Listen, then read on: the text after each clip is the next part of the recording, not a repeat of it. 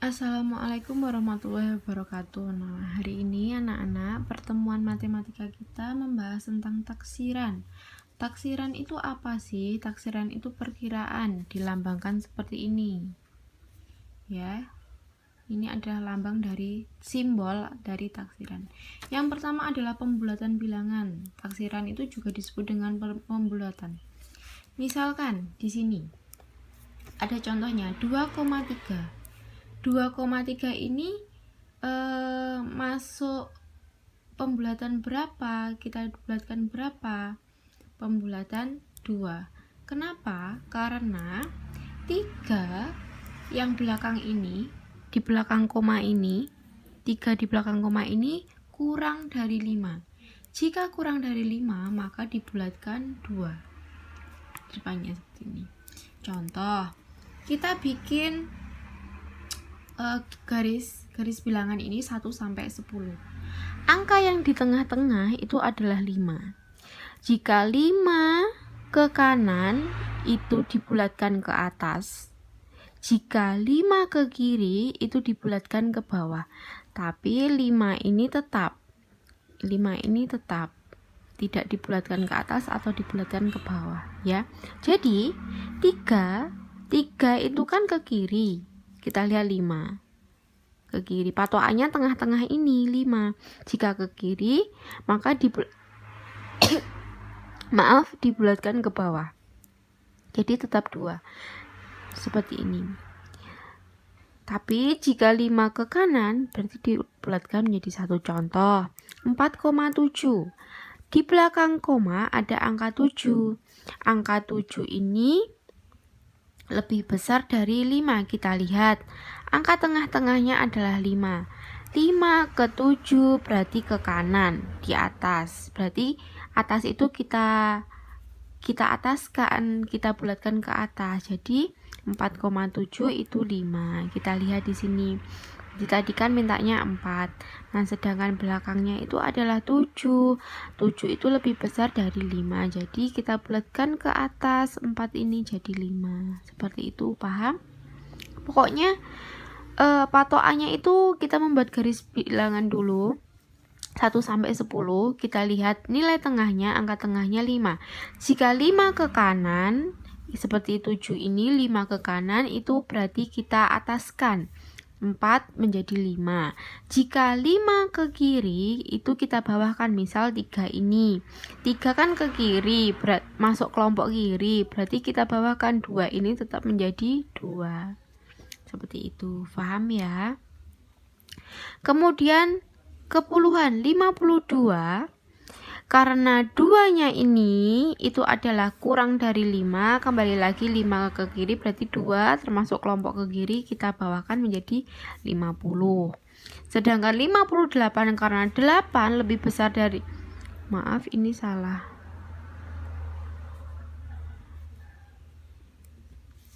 Jadi 8 lebih besar dari 5. Nah, 8 masuk kelompok kanan, 5 ke kanan. Berarti kita naikkan dari 58 menjadi 60. Paham ya sampai situ? Terus misal lagi 231. 31 ini itu lebih kecil dari 50, ya kan? Nah, kalau 50 berarti ke kiri. Jadi kita bulatkan menjadi 200. Sekarang 376. 76 ini lebih besar dari 50, berarti ke kanan. Masuk golongan kanan. Jadi 376 ini kita bulatkan menjadi 400. Seperti itu. Paham ya tentang desimal, puluhan, dan ratusan. Coba nanti misal tidak paham silahkan diulangi lagi penjelasan saya. Sekarang yang pecahan. Misal di sini 3/5. 3/5 itu pembulatannya berapa? Kita bikin garis bilangan lagi. 1, 2, 3, 4, 5. 3 ini adalah nilai tengah. Tengah-tengah dari ini sama ini. Sekarang diminta 3 sama 5. 3. Berarti kalau ke kanan itu nilainya 1. Sedangkan ke kiri itu nilainya 0. Kalau 3 tengah-tengah nilainya tetap 1. Yang diminta 3 sama 5. 3 di sini 1. Berarti 3 ke 5, 5 masuk masuk anggotanya kanan, berarti kanan nilainya 1, jadi 3/5 hasilnya 1. Lagi 1/2. Oh maaf, ini tidak. Lagi 2/5. 2/5 kita masukkan. Misal di sini ya, kita bikin garis bilangan. 1, 2, 3, 4, 5. Nah, kita lihat 2. Tengah-tengahnya tetap 3. Yang dimintakan 2/5.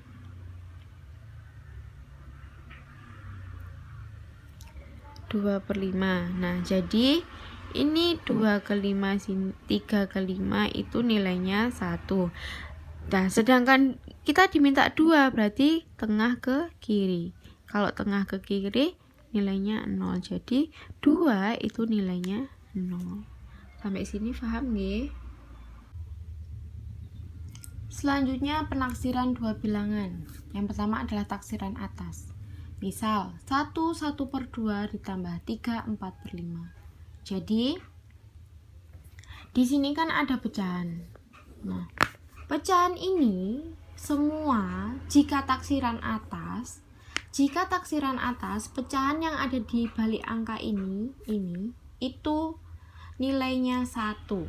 Misal 1 di sini turun ditulis 1 ditambah 1 ini 1/2 pecahan ini dijadikan 1. Oke. Jadi 1 ditambah 1, kemudian 3 turun 3 ditambah 1, tinggal dijumlah 2, 3 tambah 1 4, hasilnya 6. Jadi hasilnya adalah 6. Pokoknya kalau taksiran atas semua pecahan yang seperti ini itu nilainya 1. Jadi 1/2, satunya turun ditambah 1/2 ini menjadi 1. Ditambah lagi 3 4/5, 3-nya turun, 4/5-nya ini menjadi 1. Tinggal dijumlah 1 ditambah 1 hasilnya 2, 3 tambah 1 hasilnya 4, 2 tambah 4 hasilnya 6. Jadi kalau taksiran atas semua pecahan ini nilainya adalah 1. Itu adalah taksiran atas. Seperti itu contohnya. Kemudian taksiran bawah. Nah, ini kebalikan dari taksiran atas.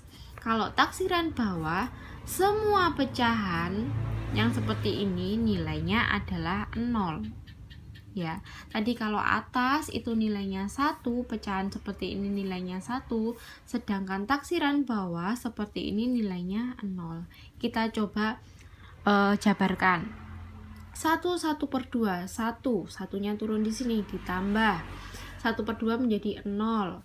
Terus ditambah lagi 3 4/5, 3-nya turun, kemudian 4/5-nya itu menjadi 0. 1 ditambah 0 hasilnya 1, 3 ditambah 0 hasilnya 3, 1 ditambah 3 hasilnya 4. Jadi gitu. Kalau taksiran bawah, semua pecahan yang ada di sini itu hasilnya 0. Seperti ini ya cara pengerjaannya. Tapi kalau taksiran atas, semua pecahan yang di belakang itu menjadi 1 di sini. Paham ya antara taksiran atas dan taksiran bawah? Nah, sangat mudah sekali. Kalau atas pecahan semuanya menjadi 1, kalau bawah pecahan semuanya menjadi 0, kebalikannya. Nah, sekarang kita ke taksiran terbaik. Ini agak susah. Sebenarnya tidak susah kalau kita mau berusaha. 1/3 ditambah 3 4/5. Jadi ini kita caranya gimana? Ini tidak menjadi 1/1, tidak menjadi 0/0, tapi kita kalau taksiran terbaik itu kita menggunakan garis bilangan. Misalkan 1/3 yang ini kita bikin garis bilangan 1 2 3 4 5 misalkan gitu ya. Tetap yang tengah adalah 3. 3 ke kanan itu nilainya 1, sedangkan 3 ke kiri itu nilainya 0. Ini yang diminta 1/3. Ini sudah 3. Kalau 3 tengah-tengah nilainya 1 tetap. 3/1 yang diminta 1, berarti 1 masuk di kiri.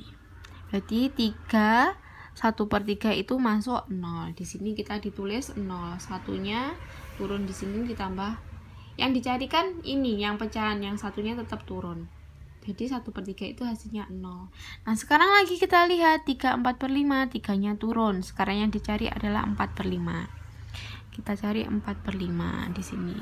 Kita bikin garis bilangan lagi. Kalau taksiran terbaik itu harus menggunakan garis bilangan agar kita tahu pecahan itu masuk ke 1 atau 0. Tetap lagi yang menjadi nilai tengah adalah 3. Nilai tengahnya 3 itu menjadi 1. Kalau 3 ke kanan itu nilainya 1. Sedangkan 3 ke kiri itu nilainya 0. Tapi kalau di tengah-tengah itu nilainya tetap 1. Sekarang kita minta 5. 5 itu berarti 3 ke kanan. 5 itu masuk anggota 1.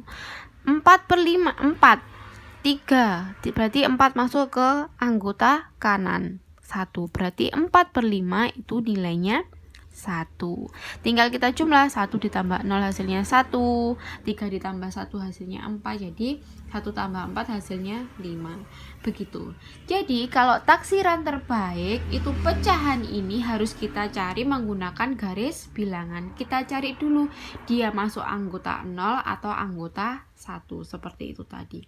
Ya, kalau sekali lagi taksiran terbaik itu pecahan ini tidak 0 0 1 1. Tapi kalau taksiran terbaik itu harus kita cari dulu dia masuk anggota 1 atau masuk anggota 0. Paham ya kalau taksiran terbaik? Nah, sekian pembelajaran hari ini tentang taksiran. Mohon difahami, nanti ketika masuk kita akan latihan soal. Semoga bermanfaat. Sekian, wassalamualaikum warahmatullahi wabarakatuh.